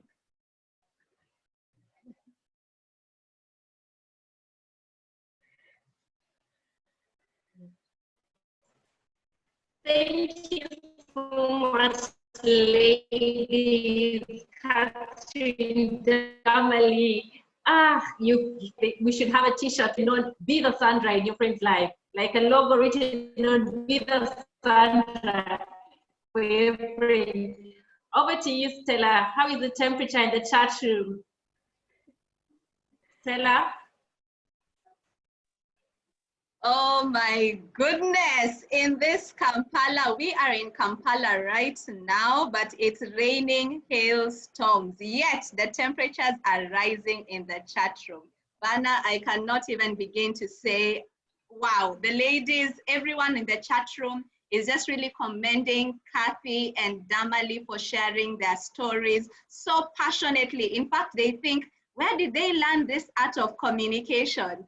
And so I'm seeing very many G4G ladies saying that it's a power of CPI in the art of communication: clarity, persuasion, and inspiration. Okay, fantastic. So if you want to join us in the Girls for Girls sessions, one of our sessions, that is session number 3, it's the art of communication. Let me just quickly summarize some of the highlights from all the speakers. So from Kathy, people almost cried when you were telling your story of being stuck for an entire decade in the same space. You struck a chord with so many ladies, so many people on the call, just talking about, I am there right now. How do I move to the next level? You know, and one of the things that you said is, if you're stuck, you must do something different. Insanity is doing the same things, expecting different results, isn't it? Yes, so do something different really resonated from Catherine. And then even if you feel that you do not have enough to give anyway. You know, so when Catherine was dragging all her friends, all your friends are on the chat room. They're saying she dragged us along to STEM. She did not give us, she dictated that you must be there on Saturday morning. It was not even, it was an instruction. It wasn't a request, you know. And when you found something, Maya Angelou says, when you learn, teach. When you get, give. So that has really resonated a lot from Catherine. And then another thing, vulnerability is the key to finding your voice. Very many ladies have been stuck with the, faking it until you make it, right? And you don't accept that you need help in a certain space. And so very many women are saying, wow, it's okay to ask for help. And I'm going to start asking for help. So thank you so much, Catherine, for those 3 key messages that you have brought out in your submission today, and we will still continue doing fleshing out the insights. From Damali, wow, people are saying, be your #1 cheerleader. You must have your own back. You must have your own back. If nobody is cheering you on, be in the front line of cheerleading yourself. And then the next thing is, communicate your work. The same time that you put into your work, take time to communicate. Somebody was saying that they were working on a project, sleepless nights, I think, for the entire week. They're about to send their reports today. Please find attached. And they are just going to say, please find attached, and edit to how they're going to send that email today. So that is really amazing. Very many women are saying, we don't even talk about the efforts that it took us to actually, make this report come out the way it is. So communicate your work. The other thing, the third thing is, the world is your oyster. Never say no to any opportunity. Shonda Rhimes said, and has a book for it, The Year of Saying Yes. So say yes to the opportunities that are coming to you, because you never know, that is your crutch to the next level. So Bana, I am telling you, the house is on fire. Back to you, and I know very many questions are coming in. We have people from Uganda, Kenya, Zambia, Japan, South Sudan, Nigeria, South Africa. If I have not captured your country, please post it in the chat function.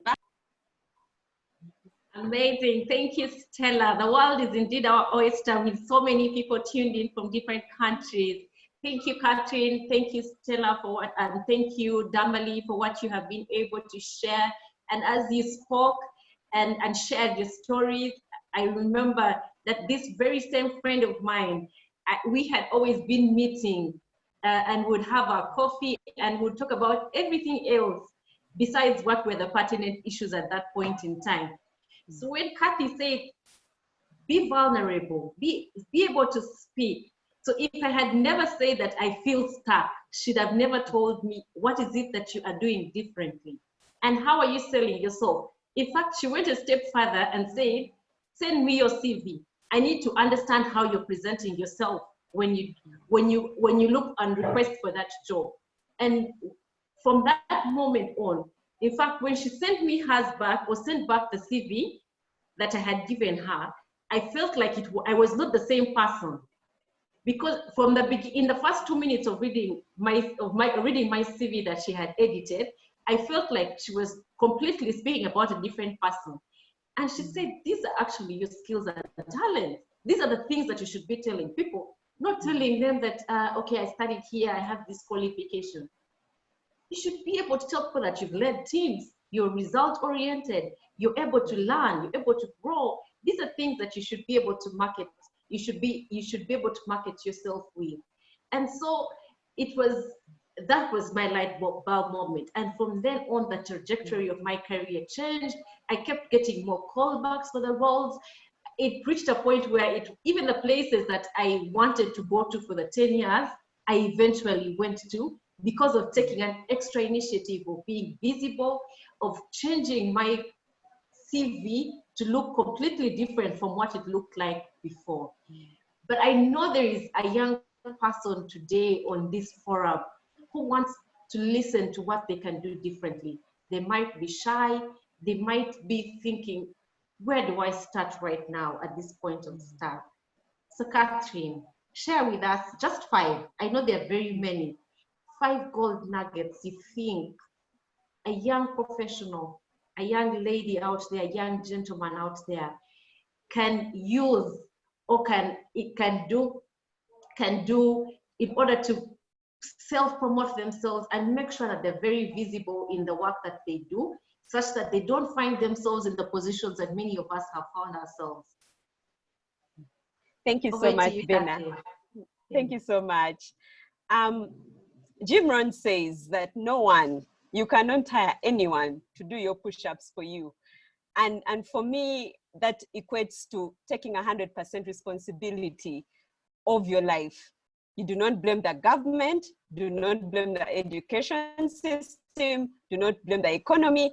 Why is it that other people are thriving and you are not? So it's 100% up to us to change the status quo. And so for me, when I got that, then I realized that it's up to me, no more complaining. It's up to me to apply for those big, audacious jobs.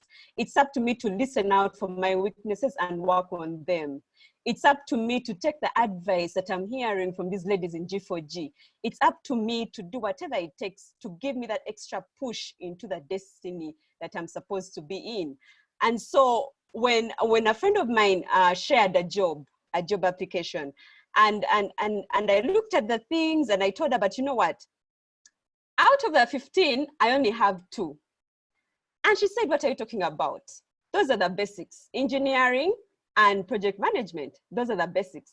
The rest are equal to the things you've been doing over the past 10 years.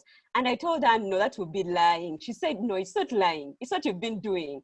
And like Bena says, skills are transferable. Sometimes we are stuck looking for an exact fit of the things that we know. we don't know that being in projects, being in operations for 10 years gives you that extra skill of teamwork, collaboration, result-oriented.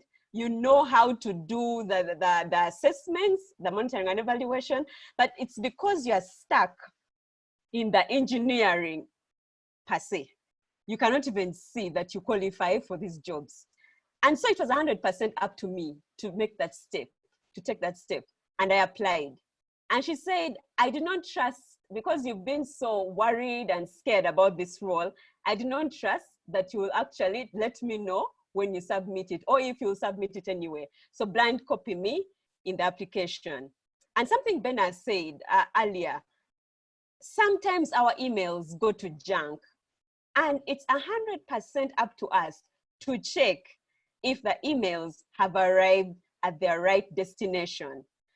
I had got, there's a job I applied for, and I was so sure I was the most suitable candidate, but I never got the call back.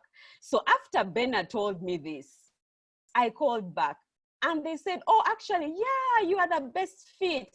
But guess what? The email got lost in the chaos of all these emails, and we never saw your email, so you are never shortlisted. But oh my God, look at the skill set that you have. And I was shocked. I could not believe it, that emails can actually get into junk, but I was right. So this time I blind copied my friend, and when the mail was, you know, when it went out and she received it, she said, now tomorrow, because that was a public holiday, she said, tomorrow I'm going to call HR. And that imposter syndrome was again coming in. I'm like, but how? They will think I wanted too much, and yet I did want it too much. They will think that maybe I'm infringing, like Bena had said before. How can I do this? But I took the step, I called. And she said, oh yes, we got your email. You sent it yesterday on a public holiday. I said, yes, I did. And I had blown my trumpet. I had even gone extra to show off my LinkedIn account, because, you know, after building trust, we were tasked to change our LinkedIn profile, to change our social media, profiles, because you have to be consistent on all platforms. You cannot be this on LinkedIn and then that on Facebook and then that on, yes. So you have to be consistent. That's one way of being visible anyway. So what do you call yourself on LinkedIn? If I searched for your name, would it come out as, you know, Bena Mgematria Gender, or would it come out as Sweet Love Bena?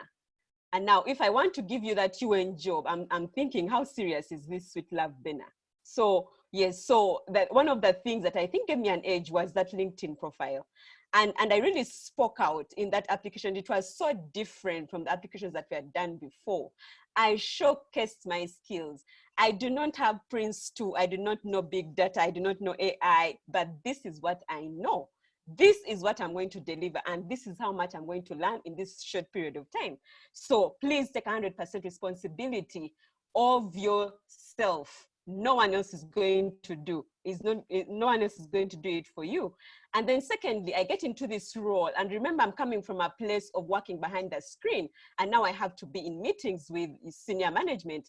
And you know, when I got into that job, I remember Primera confessing that, by the way, I also don't know what the job is about. I've asked around, but no one seems sure. I think it's a new job. And so I'm now starting to get scared. First of all, on my first day of work, it's good to have a village like Girls for Girls. Everyone was cheering. I felt like there were trumpets blowing as I walked into this office on day one. And so I say to myself, I cannot disappoint the people who are watching me, who are waiting to hear about my first day of work. I cannot disappoint them. I get there and HR is like, no, you've come a day too early. And I said, no, I remember getting that call. I don't think I was that excited to miss the date. So she's like, yes, but you don't have a laptop. You don't have a...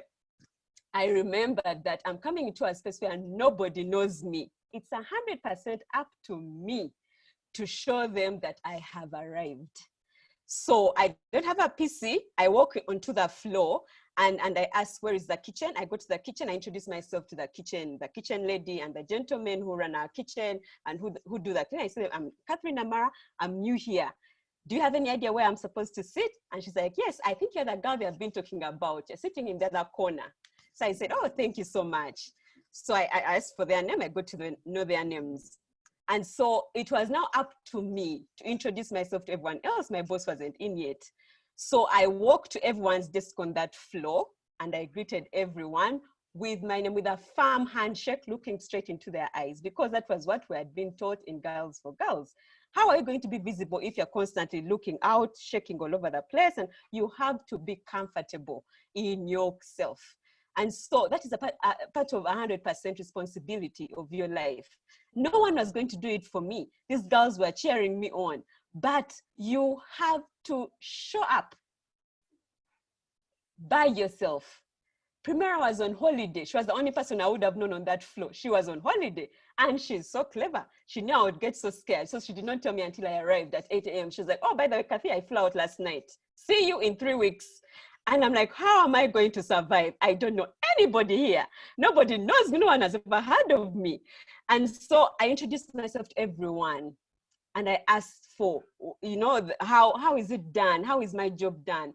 And the people in the team said, we are not sure. I think it's a new job from group. Maybe wait for the boss to help you understand what your role is. But I pride in the fact that I got to know the environment on the first day. I got to set the tone of who I was. I was not scared. Yes, deep inside I was scared, but you know, I proved that I was supposed to be in that job.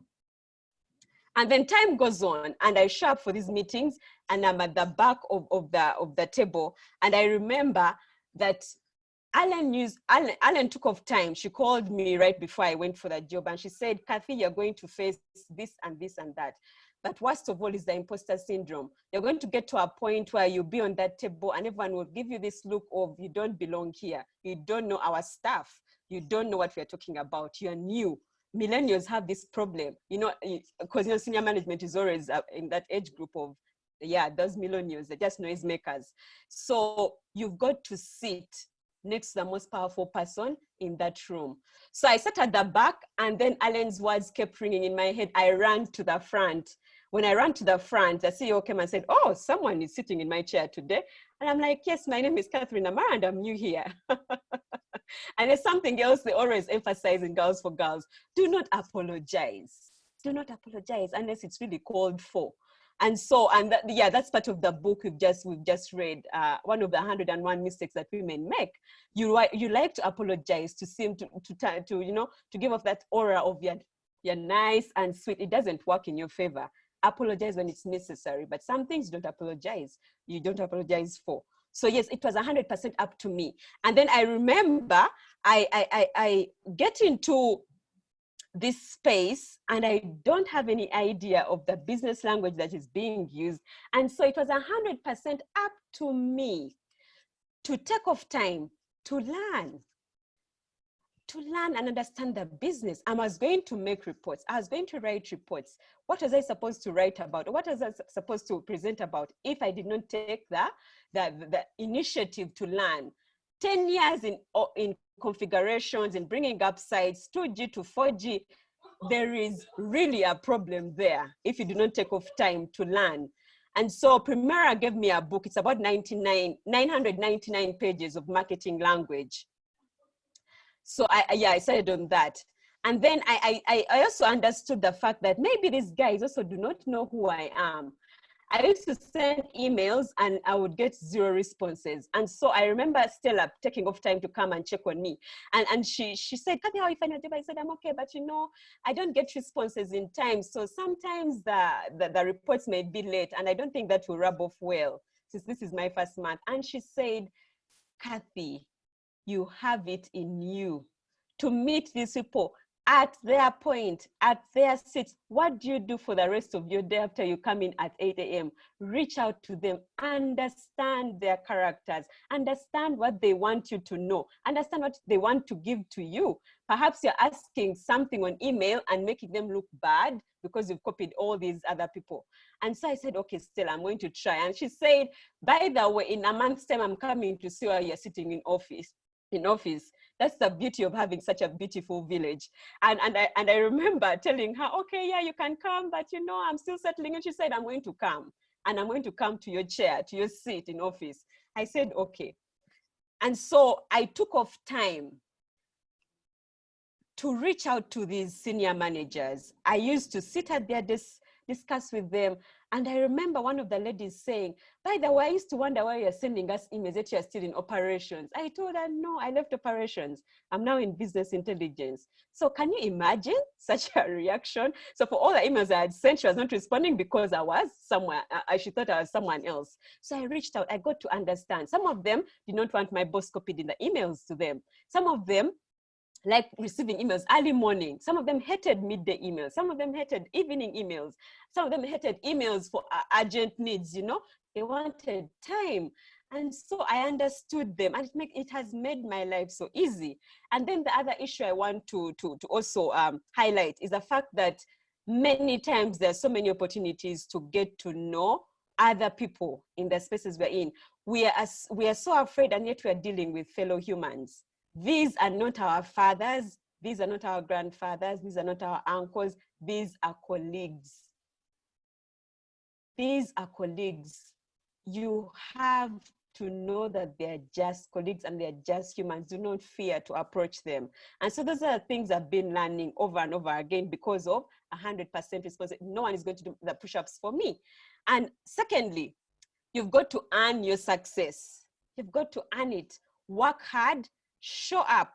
Is it a meeting? Show up.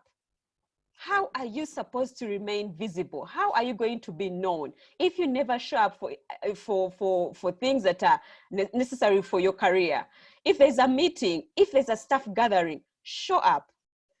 And in this, I also mean your personal values. There is something that goes wrong when you stoop so low. Know that below this, I will not go. I will not go. I'm going to deliver 100%. But for me to be visible, I am not going to do that. I am going to stick to the values that I know of. Someone will notice your values.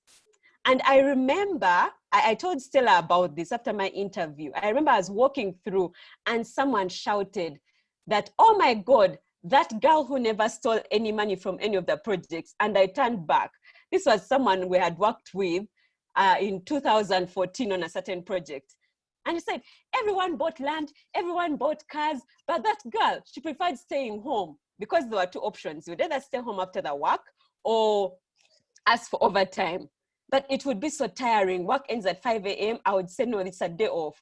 And he said, if you're getting her for project work, that one will not steal any of MTN's money.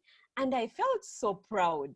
And I'm like, okay, it's been a couple of years. It's been 5 years, and that stuck in his mind. And I felt about personal values and your success. You do not have to stoop any lower than you should, and your success.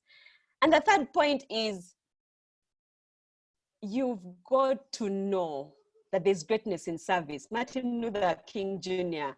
says that not everyone can be famous, but all of us can be great because greatness comes from service.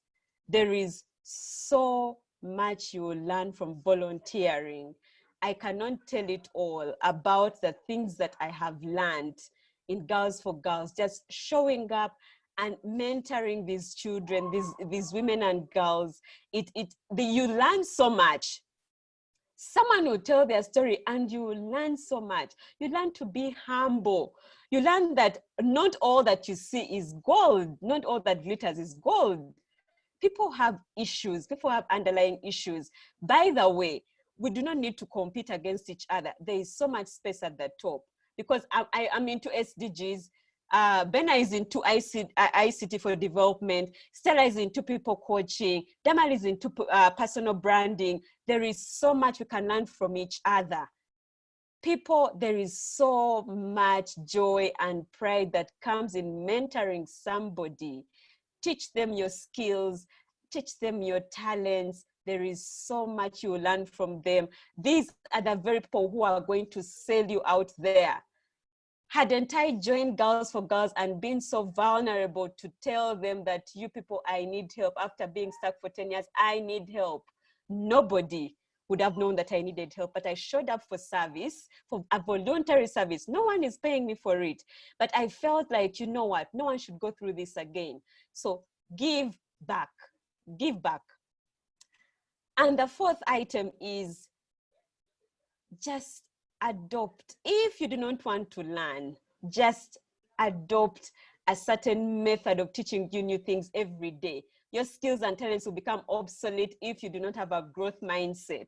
I get into this job, and the whole of December, I am doing courses in business, ranging from project management to strategic planning, because I knew I was the underdog in all these. People were speaking language I did not understand. So Primera said, you know what? This company gives you over 1 million courses to do. Kathy, you have no excuse. That's why you need a village. Someone to actually point it out to you and tell you, you need to grow. This is not the final destination. This is something you've wanted for over 10 years, to move into projects, to make people's lives better. But this is not the last stop. You've got to grow, you've got to learn, because this is shaping you for the next step. And so if you want to be visible with your skills and talent, please sharpen them. You can only sharpen them by learning something new almost every day. Join a book club. I'm glad that I'm part of one. Girls for Girls has a book club. And it's just not enough for you to learn, but practice, practice, practice. You know how Damali explained the fact that she was in a corner, her friend pulled her up, but she managed to start her show from one guest to the third guest. Perhaps the first time she did, she was so scared. She didn't know what to say. But now by the third guest, she's so comfortable in her chair. She's an Oprah Winfrey, actually. When you see her, when you hear her speak, you cannot believe that at some point she didn't know what to do. So practice, practice, practice. And so for me, it's been about learning. And I'm happy to say, let me show off a bit, that I'm a top learner in the company I'm in. And so how has that contributed to my visibility? Top learners get to sit at the table with the CEO for about an hour. And he's going to ask you, what do you want? What do you want? Where do you see yourself? And you know, when he asked that, I said, I am going to change the world, looking him straight in the eye. He said, pardon? I said, yes, I'm not here to play. The projects that you assigned to me are going to change the world, because I am result oriented. There is nothing that's going to, we're not even wasting a penny on these projects. But what I want from you is support. Whenever you see that something is stuck, please point it out to me. If there's something I'm not doing right, please point it out, because feedback is very important. Even as we get into these roles, even when the world sees you, accept feedback, ladies. Always accept feedback, because it helps you grow. And so every time he sees me, slackening or, sending something wrong, he points it out to me, because I know next time it's not going to happen. And the fact that he knows, he calls me by name. I remember one time was sitting in a group of people, and he said, that girl over there, Catherine Amara, by the way, she sits next to me in my meetings. She's so powerful. I need to warn her boss. She's so powerful. I know he laughed about it, but he didn't know anyone else on that table, but he pointed me out. So that means I'm doing something in the right direction. And then also, as you grow your skills and knowledge, like I hinted before, if you're in a space of people who know so much more than you do, it's not pride that they know more than you do. No. Accept the fact that you don't know certain things, reach out to them, learn. All successful people have left clues. It's either in books or physically you can meet them. I was happy that last Friday when we had the book review, the lady hinted on it, Dr. Lois Franco. By the way, every one of you should read that book. Nice Girls Don't Get the Corner. It speaks the truth. Nice Girls Don't Get the Corner Office. It's so true. It is so true. And she said something about being invisible. It sucks the life out of you, no matter how talented or skilled you are. So I urge you, please find platforms. If it's not on social media, volunteer. If it's not voluntary, if it's in your work, do you show up for meetings? Do you say something in meetings? And by the way, I struggled a bit in the beginning. I didn't know what to say in the meetings. People are using jargon I didn't understand. But guess what? Primera said, by the way, you can summarize what everyone has said and say it at the end or say it in the middle. And so one thing led to another. One time I stammered a bit. The next time I grew confident, and now I have to speak in the beginning, in the middle, and at the end. And now that's part of me. I preloaded that into my head. You have to understand that if you don't say something, no one else is going to say it for you. And no one will know how much knowledge you have if you keep it to yourself. I started writing about the Sustainable Development Goals because I know where I want to go. And so I know so much, but no one else knew about it except for Bena, who I always told to proofread my work before I upload it, and for a few friends who read it. And so I put it out there on LinkedIn. What do you know? What knowledge do you have? Share it with the world. Share it with the world. But like I said, please be consistent with how we can Google you and find you. Lastly, grow your curiosity. Like Damali said, there is nothing as absurd as doing the same thing over and over. The world is changing. People are not teaching themselves how to code. People are teaching themselves how to bake. Ben, I'm proud of you. When lockdown happened, we had no access to supermarkets. And Ben was like, by the way, Kathy, we don't have to suffer. Let's learn these things. And Damali pointed out very well that you can look at Google. You can Google anything you want and teach yourself. We know how to make bread. We know how to make meat pies. None of us suffered during lockdown. We had Java's meals courtesy of our kitchens because we Googled. So my friend, you know that you have the skills, you have the talent, but if you're not curious enough to learn new things, curious enough to know what the next person is doing, curious enough to know what is the other woman doing about it? How is she managing her business in lockdown? Why is it that Damali is able to make an ideation corner in these crazy times? Why is it that Stella is still continuing to coach people online? It means they have understood the benefits of being curious. Please build your curiosity. Thank you so much, Bena. Thank you very much, Catherine and Damali. You have really highlighted the importance of reskilling, retooling, and continuous learning. And in a minute or two, Damali, share with us a new skill that you would like to learn and why.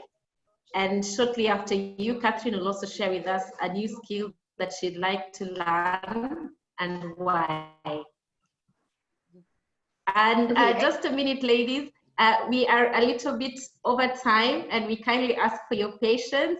There is quite a bit these amazing ladies have to share and we are still drinking from their cup of knowledge. So we beg that you'll give us a few more extra minutes as we listen to what they would like to learn and why. Damali and Catherine. All right, thank you, Verna. I think for me, it's one thing, and I've just found that out quite recently. I wish I knew this 10 years ago. It is, you need to be deliberate about building your personal brand. I remember that first session that we had in the G4G cohort, which is find your purpose. Basically, when you determine what your purpose is, then it's easy for you to build your brand because your brand should be about that thing that you want to be known as. And that thing that you want to be known as is easily defined when you know what your purpose is. So once, say for example, if you're a lawyer and you want to be your brand to be known about, commercial law, or if you're an aspiring interior designer and you want to be known for that, then determine the platforms that you want to be on, because you can't build your brand in your head. It has to be, out there. Luckily for us, the world is our oyster. In fact, we have so many platforms that you can build your brand on. So open up, your LinkedIn accounts, the Twitter, Facebook, Instagram, whatever platforms, open them up. But do open them up, and Catherine mentioned this, open them up in your names. Not your pseudonyms, not your nicknames, not your pet names. Whoever knows those names can get to you anyway. So make it easy for someone who doesn't know you to actually be able to get to you. So put them in your names, your personal names. And then once you get these accounts, then start updating it with content related to the brand you want to build. So you want to become an interior designer, then start posting articles on LinkedIn that you've read. You don't need to have written them because, writing is also, another headache. But you may have read, you make sure actually you read, because if you want to build your brand about a specific thing, then you should be educating yourself about that thing. And the internet is there. So if you read an article about, say, you want to be known for commercial law, you read an article about commercial law, post it on LinkedIn, say 1 or 2 words or 2 sentences or paragraphs summarizing them. Alan does that actually quite a lot. So don't just post an article and say, yeah, I read this article. What did you get out of it? So post a paragraph or 2 about that article that you've read. Then on LinkedIn, I'm going to mostly focus on LinkedIn, but you can apply this to any other social media platform. Then on LinkedIn, just make sure that you follow people who are experts in that particular field that you want to be in. So if you want to be known for commercial law, then read and search those people who are experts in that. Then follow them. Then when you every now and again read their posts and comment on those posts, people get interested in people who are interested in them. If you comment enough on someone's post who is an expert, they'll start noticing you. They start wondering, who is this person who actually gives interesting comments about my posts? They'll search you. Then next time they may be thinking of an opportunity, they'll be like, there is that lady who, she posts these things, she reads articles about this thing, So that's how you actually meaningfully engage with someone without going into the inbox and say, hi, I want to know you, I think you're wonderful, so what? But if you're engaging with my posts, I know you're interested. I know you're actually, you add value to the things. So that way it's easier. So make sure you're posting. You read something, you post an article, keep a summary. You comment on other people's posts, especially people who are experts in that particular field that you're interested about. Be deliberate about this process. You may even tell yourself, once a week I'm going to post an article with a summary. And then twice a week I'm going to follow this person, and what they say, I will read it and comment about it and give an opinion about it. The beauty about LinkedIn is that LinkedIn, by the way, people don't like LinkedIn because you don't get that instant gratification. People are not there to praise you. They just read and observe, but they're there. But you won't get that the Facebook one where people like and like and like and like. So people tend to run away from LinkedIn, but I can tell you, every major opportunity I've got has actually been off LinkedIn, of people who I didn't know were looking at stuff that I'm posting. I had no idea. So people on LinkedIn are actually looking, and they are actually very serious. Then given the current situation, COVID has actually allowed a lot of webinars to be opened up online. Make sure you attend those webinars. If you're interested in a particular field, search for them. They are free, they're available. So search for them and actually attend them. We have all these free time sometimes, so let's use it. So if there is a webinar that you're in the field that you want to be in, attend that webinar. Get the names of the people who are presenting, who are panelists, who are giving comments. Get their names, connect with them on LinkedIn, or start commenting on their stuff. Whatever they present in that webinar, you can even take a simple screenshot and post it on your LinkedIn profile and then tag them in. They'll be really happy. They'll get to know you that, oh wait, this lady was actually, even if you weren't allowed to speak, you take a screenshot, you talk about it, give a summary, tag them in. They'll be like, oh, Damalisali was really listening. Wait, let's look at her activities. They won't tell you, but they will have looked at it. Next time you actually get a personal invite because they see that you're actually very, very interested. Then, I've gotten so many comments from ladies who are like, I'm scared about putting myself out there because people will see me as someone who is always, wants to show off, wants to talk about this, I want to show myself. And a lot of ladies struggle with that. But I think for me, what I would recommend, some books, because these books literally tell you what you do, how to do it, how to actually talk about your craft and not be concerned about someone saying that you're just putting yourself out, because you're adding value in every way that you're giving out your craft. So the books I would highly, highly recommend, maybe I'll put them also in the chat because they have links, are 3. One is called Brag Better, Master the Art of Fearless Self-Promotion, an excellent book. The second book is The Confidence Code. And the third book we are currently reading in the G4G book club is Mindset, the New Psychology of Success. These 3 books, I haven't read all of them myself. I've listened to one and bits and pieces of the others, but they tell you how to do it, how to actually talk about your craft without being embarrassed about talking about your craft. You know your stuff. Why are you not talking about it? There are so many people who are talking about stuff, they barely know anything. Have you seen someone who's always posting stuff and you're like, there's nothing in there? But they're better than you because yours is in your head and you're not putting it out there. So you have to. So I think, please, do read these books because they will certainly help you to get that self-doubt out of your head, or the worry that I'm going to be seen as too much, too aggressive, too attention-seeking. I've had that comment where people, some ladies say that they will appear to be attention-seeking. So I think also the key thing is also to identify that person that you want to connect with. I mentioned about networking. You can't grow in isolation. So or even build your brand in isolation. So definitely identify the people you want to actually network with, and then engage with them meaningfully. Don't just go and say hi to someone in their DM. Engage with them actually meaningfully. You may not actually ever need to say hi to Stella. You may just connect with her on LinkedIn and start commenting on posts that she puts, and then you start tagging her. I mean, like, no one stops you from tagging Stella actually, so you tag her. And then she would get to know about you. She'd be like, this person, who is this person actually commenting on my post, putting interesting ideas here? She will get to know you and she will meaningfully think of you. Eventually, when she has something, she will actually maybe start tagging you. That is a meaningful connection, better than, hi, I am this person. And for example, right now we have, I don't know how many people we have online, but right now, you can say, you know what, there's Patricia here, there's Alena Simwe. Alena has been mentioned quite a couple of times. I think I want to search about Alena. Just take note of Alena Simwe, Patricia, you know, Catherine Amala. Then go on, I'm sure they're on any one of those platforms. You search them. Then start meaningfully engaging with them. That's the best way to actually engage with them. And then when you start a conversation, you even have the icebreaker. If you're an introvert like me who struggles to small talk, then you're like, hi, we met on the Fireside chat. And, you know, I thought your inputs were quite interesting. And, you know, then start, you know, engaging, you know, in that way. But you need to identify who you need to engage with and for what reason. Don't just engage people mindlessly for no good reason. There's nothing. It's nothing connected to your brand, nothing connected to your purpose. Don't just make friends out of nothing. Just waste your time otherwise. Then there's a channel that I've just recently discovered. That is the WhatsApp status function. Do you know how many people you share your business card with and then they save your number in their phone and you never talk to them? All those people have your contact. They all have access to your WhatsApp status. Do not, okay, you can continue posting those pictures when you're at a party and you're pouting and you're, hey, but don't stop there. Go further.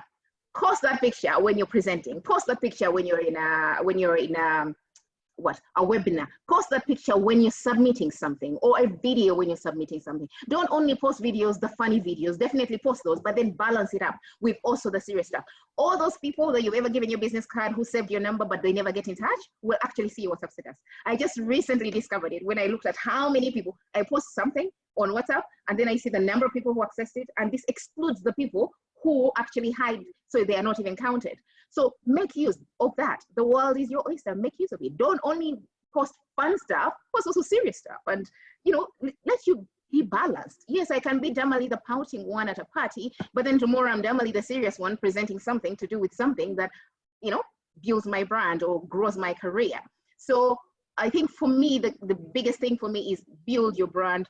As Stella say, the world is your oyster. Open your mind up. Use every opportunity that you have and every platform that has been thankfully availed for us, which other generations never had. Thank you. Thank you very much, Damali, for those wonderful insights. I'm sure there are a number of ladies in the chat and gentlemen who are thinking of the many things that they need to do and how they have to meaningfully engage on their different social media channels and the benefits that can come from that. I'd like us to move to Stella to give us a few questions from the audience that the panelists, Catherine and Damali, will slide into the chat and continue to answer the questions. Because of time constraints, we might not be able to answer every single question, but they'll answer some of them in the chat, and Stella will give a few bundled ones which they can answer. Thank you very much, and over to you, Stella. Wow, Bana, let me just call you Sweet Love Bana. Now that Kathy told us that, you know, you may have a pseudonym that we do not know, right? So I'll Google and see whether you exist on the internet. Yeah, so thank you so much. Amazing, amazing. And the ladies are still on, and this is just the last mile of the question Q&A section. I have been tracking all your questions, and so don't worry, we are going to answer them, but we're just going to answer them two themes that are very recurrent, yeah, that I'm going to throw back to the panelists. And before I do that, there are very many questions about G4G. We have Janet asking about, you know, partnerships with Rotary. We have Lillian asking about the book club, and very many people are interested. If you've noticed on the chat function, Patricia, our support and coordinator, is really posting the links. Please sign up. This is your first stage of visibility, okay? So sign up so that we can get in touch with you as a mentor or as a mentee. Please fill in the feedback form. Patricia is posting it right now so that we can get in touch with you and we can know what your concerns are and we can be able to follow up, yeah? So that's around about Girls for Girls. And at the end of this session, I'm going to just display our contact so that you can get in touch with us, but you can follow us on social media as well. Two major themes that have come up. One, unwarranted attention. Unwarranted attention. So we have questions from Shantale, Nora, Kathy, Winnie, Joanne, Rebecca asking, I am scared because every single time I put myself out there, my reputation goes down. Then somebody has to deal with pushy colleagues because now you are too much for them. And somebody also said that, you know what, there are people who change their name on the report even after you've worked hard in it. That is politics. Very many people have faced people being aggressive towards them because of being visible and trying to own their work. So they've decided to actually back off. In fact, there was one scenario whereby a lady worked so hard and she got equity in a company, but all hell broke loose. So people are approaching visibility with caution. Damali, I'd want you to answer that. But before Damali collects her thoughts, I would like to float the next question to Kathy. The recurrent theme has been on women and cultural barriers. Very many women hear what we have been saying, but then we have been taught to do something else. So we have Janet, we have Murunji, we have Aileen, we have so many other ladies asking, we've been told to shrink our abilities as women. How do we navigate that? Aileen is even asking, Kathy talked about don't apologize. Is it wrong to say sorry? And then, you know, we don't want to be known as men, too aggressive, and therefore we have gotten the disease of what I will call excusitis. There's a disease like that, a disease of too many excuses. So how do we navigate through that? Kathy, over to you. Thank you so much, Stella. Thank you so much, ladies, for the questions. You have, like I said earlier, you have to know where you're headed. You have to take on 100% responsibility of your life, not your neighbor's life, not your child's life, not your parents' life, your life. And sometimes the playing field gets too small. Like Dr. Lois Franco mentioned on Friday, sometimes the playing field gets so small. When it gets so small, learn to navigate from that point on to a bigger playing field. Why are your reports being re-edited? Who can you reach out to? If there's nothing that can be done in that space, there is something that can be done in another space. Launch out your brand, like Damali said. Who are you? You know you can produce excellent reports. You know you're intelligent. You know you are good at these things. Show them off on LinkedIn. Is there an opportunity to present? There are some people who have weaknesses. They know the work, but they cannot present. Be the person to present that work. Make sure that for all the work that you've been given, even as you send out that email, please copy in as so many people as possible. At least one person should attest to your abilities of doing that work. Please, ladies, notice that when you are tired to that conformity, it's always a sign that you need to move. It's so scary, but like I mentioned, you need to be in a village of women who will encourage you, who will give you the morale, who will morale boost you, like in Girls for Girls. Oh my God, every time you say I'm applying for a job, everyone is ululating, everyone is stamping, everyone is clapping. Look for those women who you can surround yourself with.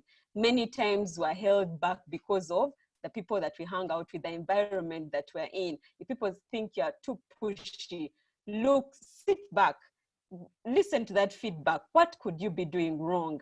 Many times you could find that there could be something you're doing wrong, but also take note of the fact that some people want to shrink your energy and your abilities to pull you down to their level. So watch out for the people you're around, the environment that you're in, and if the playing field has been shrunk to a certain level where you can no longer fit, please try to find your way out. But most importantly, do not forget the person that you are. You are you're capable of so many things, and always turn the negative into positive. I forgot to mention, part of the nuggets that we need to remember is to always have a positive attitude. What are you learning in this situation that will help you further in the future, that will help build you further in the future?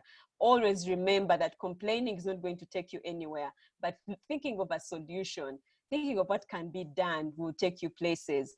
But please attach yourself to a group of people, attach yourself to people who are with the same vibes, that positive vibe, to know that actually maybe this time things are not working out, but the future is not now. The future is right ahead of me, and I can change the trajectory according to what I want it to look like. 100% responsibility of your life. 100%, not your neighbor's life, not your friend's life. You want to change career, but you're afraid, but then I will no longer be an engineer. No one will know me as an engineer. No one, what do people in projects, what are they called besides being project officers? No. It's 100% your responsibility to change.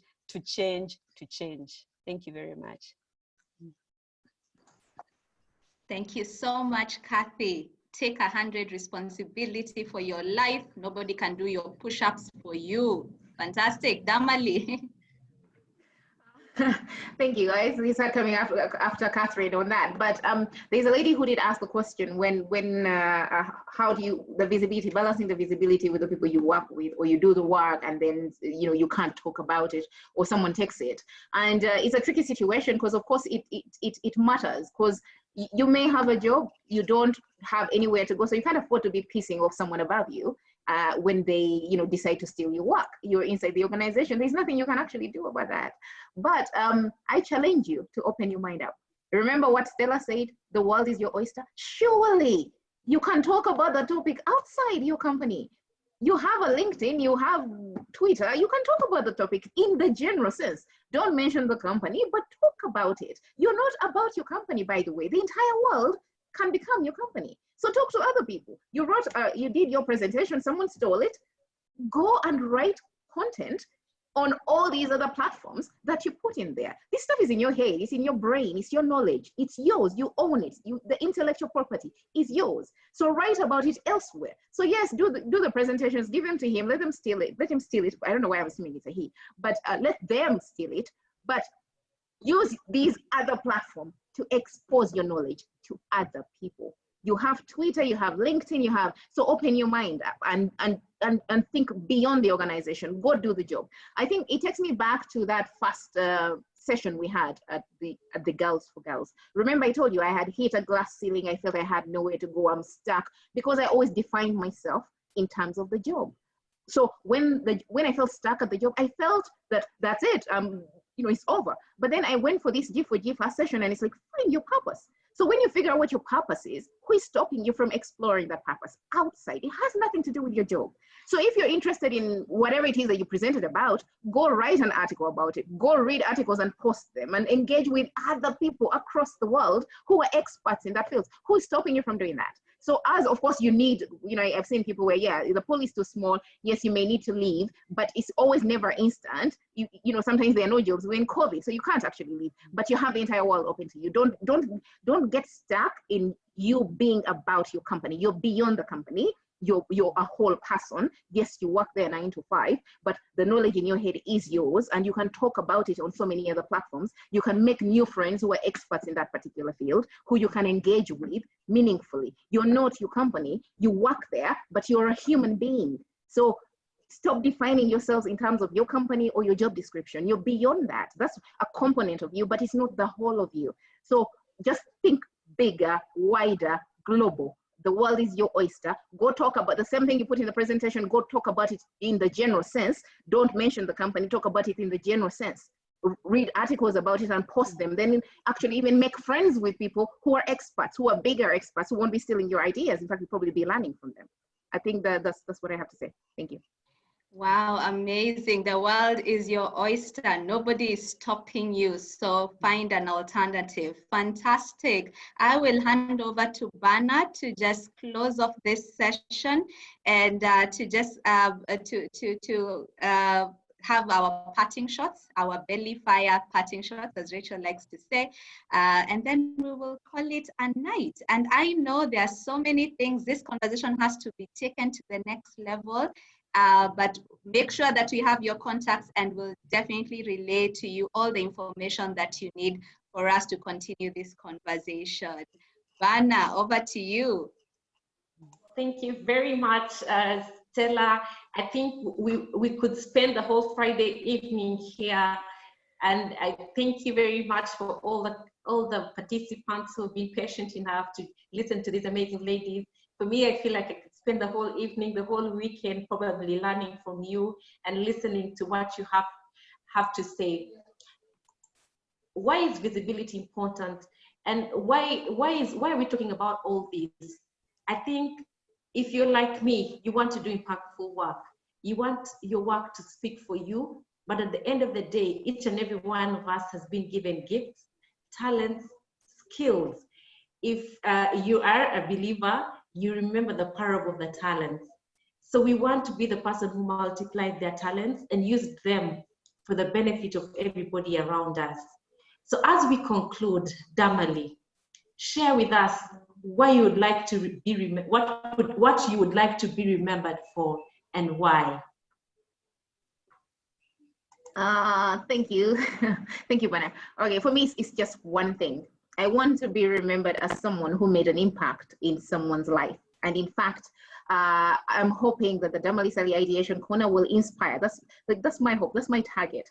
I always have targets. I don't know why. But anyway, so my target is that the Damali Sali Ideation Corner will inspire 10 people to get out there, act on their ideas, and turn them into a reality. Actually, that's why I do host these key personalities, so that they can tell us how they did what they did. And then in our environment, they're everyday people. Everyone knows Sharon Tumusime, and here she was doing something very, very, instrumental. So I'm inviting these personalities so that they can inspire us to get out there. So many dreams die and we bury them, and because people never actually went out there and did them. So for me, on the Ideation Corner, my entire goal is to invite these personalities. They tell us how they did it, and I hope at least 10 people out of people who watch this get to say, you know what, if she did it, let me give it a try. And then one day, I'll be able to say, I was watching this on the Damali Sali Ideation Corner, Sharon said this, and because of that, I decided to go do this.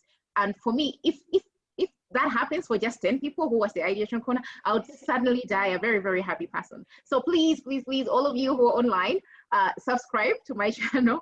It's in the names of Damali Sali, and so that you can get my weekly episodes. Every week I invite someone, I talk to someone, and I hope they have something insightful to tell us. But yeah, thank you so much. I thank you for listening to us for 2 hours, and I hope we've been helpful. Thank you. Thank you very much, Damali. Catherine, what would you like to be remembered for, and why? Thank you so much, Bena. Thank you so much, ladies, for staying on for this long. I would like to be remembered as a person who inspired a girl. The girl went on to change the whole trajectory of her household. The household became a light bulb in a village, and soon one village turned into 3 villages until it was a nation. And this nation got up from the low developing country level to a world-class nation. And so sustainable development all the way. And just like the first time I got into Girls for Girls, that feeling that I have up to now, that fire that has not left me up to now, I hope that's the same fire I'm going to spread to all the women and girls out there. Thank you so much. It's been wonderful having all of you here. Thank you for hosting us. Thank you, Stella. Thank you, Bena. Thank you, Damali. Most awesome ladies I have met. And thank you so much for making this a real fireside chat. It's been wonderful. Thank you very much, Catherine. Thank you very much, Damali. And thank you to my amazing moderator, Stella. Thank you for firing us up for this weekend. I'm sure if anybody wanted to do something differently, they're going to start today. If their oven is still new and they needed to learn how to bake, they're going to be baking.